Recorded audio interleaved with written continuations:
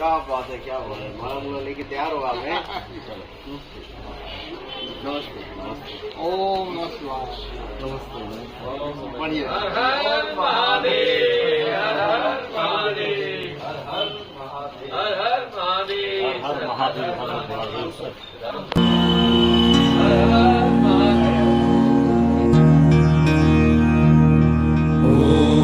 वन्दे देवोमापतिं सुरगुरुं वन्दे जगत्कारणं वन्दे पन्नगभूषणं मृगधरं वन्दे पशूनां पतिं वन्दे सूर्यशशाङ्कवहिनयनं वन्दे मुकुन्दप्रियं वन्दे भक्तजनाश्रयं च वरदं वन्दे शिवं शङ्करम् ॐ मृत्युञ्जयाय रुद्राय नीलकण्ठाय शम्भवे अमृतेशाय शर्वाय महादेवाय ते नमः।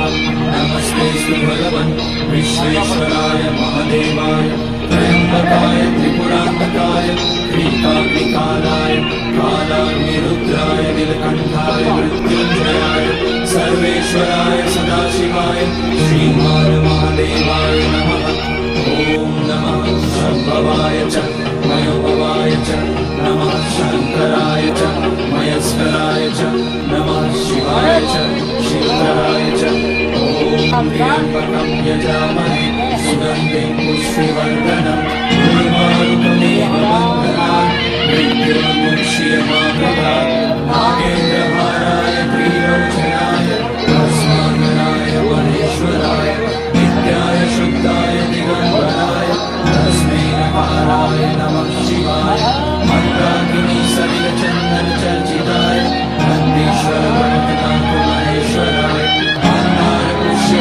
पुष्यसुपूजिताय तस्मै नकाराय नमः शिवाय शिवाय गौरी वदनाथवृन्द सूर्याय रक्षात्वरनाशकाय श्रीनीलकण्ठाय वृषध्वजाय तस्मै शिवाय नमः शिवाय वसिष्ठगौतमाय भगवन्देवाच्युतशेखराय चन्द्रार्कवैश्वानरलोचनाय तस्मै नकाराय नमः शिवाय यज्ञस्वरूपाय जटाधराय पीनाकहस्ताय सनातनाय दिव्याय देवाय दिगम्बराय तस्मै यकाराय नमः शिवाय पञ्चाक्षरमिदं पुण्यं यः पठेत् शिवसन्निधौ शिवलोकमाप्नुते शिवेन सह मोदते।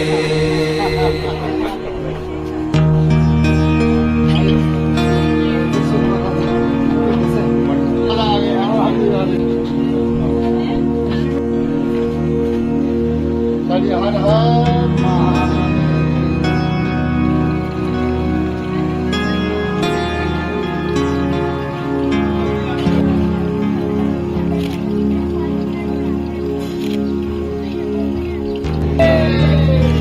हर हर महादेव। हरिविलास पर्वत गुंजा पर जो ये है वो तो क्या बोले खाना पीना बड़ी अच्छा हुआ।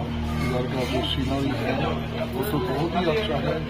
मेरा तो मन करता है दोबारा आएगा इधर में, इधर भी रहेगा। अभी तो जाने आने के बाद रास्ते में डिनर के लिए इधर आया है कैंपेन का पैकेज में, तो मैं सोच रहा हूँ बाद में इधर आएगा और रहेगा। और इधर में जो वो जो सजाया है पौधे से, फूल का पौधे से और जो ट्री से, पेड़ से, वो बहुत ही अच्छा हुआ, बहुत ही अच्छा हुआ। I can compare only with the Pithoragarh. I cannot only compare it with the Pithoragarh relating to the maintenance and for the flowers and the other trees here.